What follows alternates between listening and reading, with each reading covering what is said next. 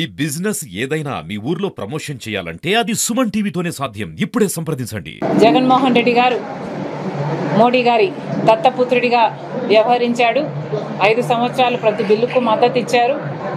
అలాగే అదానికి అంబానీకి కావాల్సిన మేలులన్నీ, బీజేపీకి కావాల్సిన మేలులన్నీ చేశారు.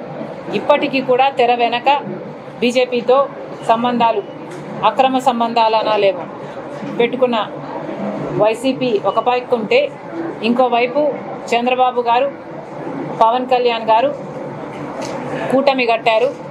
బీజేపీ పార్టీ మనకు ఏ ఒక్క హామీ నెరవేర్చకపోయినా 11 సంవత్సరాలుగా బీజేపీ పార్టీ మన రాష్ట్రాన్ని, రాష్ట్ర ప్రజలని మోసం చేస్తున్నా కూడా అదే బీజేపీ పార్టీకి చంద్రబాబు గారు, జనసేన, పవన్ కళ్యాణ్ గారు మద్దతు ఇస్తూనే ఉన్నారు. ఈరోజు వాళ్ళు ఇస్తున్న మద్దతుతో కేంద్రంలో మోడీ గారి బీజేపీ సర్కారు నిలబడి ఉంది. మళ్ళీ అడుగుతున్నాం మోడీ గారిని, మీరు విశాఖపట్నంకి వస్తున్నారు.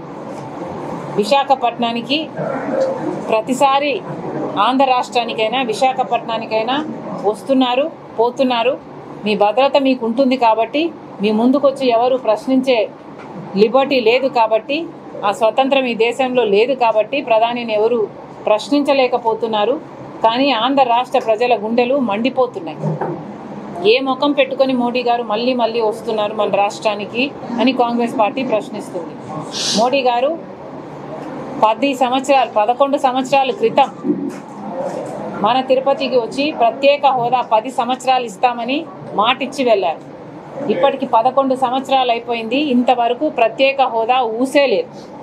ప్రత్యేక హోదా ఇవ్వబోము అని కూడా నిస్సిగ్గుగా చెప్తున్నారు. అంటే మీ మాట మీద మీకెంత గౌరవం ఉందో ప్రజలు చూస్తున్నారు. ప్రత్యేక హోదా అన్నది విభజన హక్కు. ఆంధ్ర రాష్ట్రం విడిపోయినప్పుడు ఆంధ్ర రాష్ట్రం ఎంతగా కోల్పోయిందో ప్రజలందరికీ తెలుసు, ఆంధ్ర రాష్ట్ర ప్రజలకు ముఖ్యంగా తెలుసు. అయినా కూడా ప్రత్యేక హోదా విషయంలో మోడీ గారు ఇంతవరకు మోసం చేస్తూనే ఉన్నారు. ప్రత్యేక హోదా గురించి ఇప్పటి వరకు కూడా ఇస్తాము అని కానీ, సానుకూలంగా కానీ స్పందించటం లేదు మోడీ గారు. అయినా కూడా చంద్రబాబు గారు, పవన్ కళ్యాణ్ గారు మద్దతు ఇస్తున్నారు. అంటే వీళ్ళకు ప్రజల సంక్షేమం ముఖ్యమా, ప్రజల అభివృద్ధి ముఖ్యమా, లేకపోతే వాళ్ళ రాజకీయ ప్రయోజనాలు ముఖ్యమా? ప్రజలందరూ గమనిస్తున్నారు. మోడీ గారిని ప్రశ్నిస్తున్నాం. పోలవరం ప్రాజెక్టు కట్టాలి అన్నది మా విభజన హక్కు. పూర్తి ఖర్చులు కేంద్ర బాధ్యత తీసుకొని కట్టాలి అన్నది మా హక్కు అయితే, అది మాకు ఇచ్చిన హామీ అయితే, ఇప్పుడు ఈరోజు పోలవరం ప్రాజెక్టుకు సంబంధించి 45 మీటర్లలో కాదు 41 మీటర్లకే కడతాము అని బహిరంగంగా పార్లమెంటులోనే చెప్పి కొన్ని నిధులు మంజూరు చేశారు. ఇది అన్యాయం కాదా అని మోడీ గారిని అడుగుతున్నా. పోలవరం ప్రాజెక్టు 45 మీటర్ల నీళ్ళ నిల్వ ఉంటేనే అది గ్రావిటీ బేస్డ్ ప్రాజెక్ట్. ఇలా 41 మీటర్లకు కడితే అది లిఫ్ట్ ఇరిగేషన్ ప్రాజెక్ట్ అవుతుంది, ఒక బ్యారేజ్ అవుతుంది. అసలు పోలవరం ప్రాజెక్టు ఎసెన్స్ని, దాని స్పిరిట్ని మొత్తం ఖూనీ చేస్తున్నారు మోడీ గారు. పార్లమెంటులోనే ఇది అనౌన్స్ చేస్తే వైసీపీ అయినా, టీడీపీ అయినా, జనసేన అయినా ఏది మాట్లాడలేదు.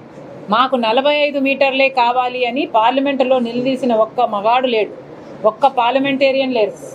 ఇది ఎంత దురదృష్టకరమో ప్రజలందరూ ఆలోచించారు. మోడీ గారు విశాఖపట్నంకి వస్తున్నారు, సమాధానం చెప్పాలి. ప్రత్యేక హోదా గురించి సమాధానం చెప్పాలి, పోలవరం గురించి సమాధానం చెప్పాలి. అలాగే రాజధానికి కూడా అప్పులు ఇస్తున్నారు. మాకు అప్పులు కావాల్సింది, మాకు రాజధాని కావాలి. రాజధాని కట్టాల్సిన బాధ్యత కేంద్రానికి, రాజధాని పూర్తి చేసి ఇవ్వాల్సిన బాధ్యత కేంద్రానికి. ఈరోజు మాకు ఎందుకు అప్పులు ఇస్తున్నారు? ఈ అప్పులన్నీ మళ్ళీ మా మీద, మా బిడ్డల మీద పడతాయి. అంటే మేము మళ్ళీ భూమిలో అమ్ముకొని కట్టుకోవాలి. మాకేం అవసరం ఉంది? మోడీ గారు ఇవన్నీ సమాధానం చెప్పాలి. విశాఖపట్నం స్టీల్కు సంబంధించి ఇంతవరకు కూడా ప్రైవేటైజ్ చేయబోము అని చెప్పటం లేదు మోడీ గారు. పార్లమెంటులో ఏదైతే ప్రైవేటైజ్ చేసే ఆలోచన ఉందో ఆ ఆలోచనకు మేము కట్టుబడి ఉన్నాము అని ఇటీవల కూడా ఒక కేంద్ర మంత్రి చెప్పారు. అంటే విశాఖ స్టీల్ ఎప్పుడు ప్రైవేటైజ్ చేస్తారో తెలియక బిక్కుబిక్కుమంటూ ఇక్కడ వాసులు బతుకుతున్నారు. ఇది చాలా అన్యాయం. అసలు ఏ కారణం లేకుండా 4000, 5000 మందిని అకారణంగా తొలగించేశారు. ఇలా తొలగించుకుంటూ పోయి దాన్ని మెల్లగా కూనీ చేసే క్రమంలో పడ్డారు మోడీ గారు. ఇవన్నీ డైరెక్ట్గా కాకపోయినా ఇండైరెక్ట్గా చంద్రబాబు గారు సపోర్ట్ చేస్తున్నట్టే. ఎందుకంటే మోడీ గారు చేస్తున్న అన్యాయాలలో ఏ ఒక్కటి ప్రశ్నించకుండా వాళ్ళకు కంటిన్యూస్గా మద్దతు ఇస్తున్నారు చంద్రబాబు గారు అంటే దాని అర్థం ఆంధ్ర రాష్ట్ర ప్రజలకు వెన్నుపోటు పొడుస్తున్నారు అని. మోడీ గారు విశాఖపట్నం వస్తున్నారు, వీటన్నిటి మీద కూడా ప్రజలకు సమాధానం చెప్పాలి. ఉత్తరాంధ్ర రాయలసీమకు స్పెషల్ ఎకనామిక్ ప్యాకేజ్ ఇస్తామని చెప్పారు, నిధులు ఇస్తామని చెప్పారు. ఎంత ఇస్తున్నారు, ఎప్పుడు ఇస్తున్నారు, అసలు ఇస్తున్నారా లేదా, మీ ఆలోచన ఏమిటి? అసలు ఏ దానికి సమాధానాలు చెప్పకుండా ప్రజలకు ఏ భరోసాను ఇవ్వకుండా మీ పార్టీకి మీరు వస్తున్నారు. ఇప్పుడు యోగాంధ్ర అంట, అవసరమా? ప్రజలకు ఏం అవసరం అండి? అది కదా మీరు చేయాల్సింది.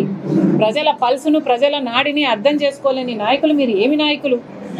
మళ్ళీ కాంగ్రెస్ పార్టీ డిమాండ్ చేస్తుంది, మోడీ గారు వస్తున్నారు, వీటన్నిటికీ సమాధానం చెప్పాలని కాంగ్రెస్ పార్టీ మోడీ గారిని డిమాండ్ చేస్తుంది. వైసీపీ పార్టీకి నాయకుడిగా ఉండి కూడా జగన్మోహన్ రెడ్డి గారు ఇంత వయలెంట్ వ్యాఖ్యలు చేస్తున్నారు అంటే నిజంగానే చాలా ఆశ్చర్యంగా ఉంది. ఇది చాలా దురదృష్టకరం. మేము నరికేస్తాము, మేము చంపేస్తాము, మేము బట్టలు ఊడదీస్తాము, మేము ఎంటబడి కొడతాము, ఇవన్నీ ఒక నాయకుడిగా మాట్లాడాల్సిన మాటలు కావు.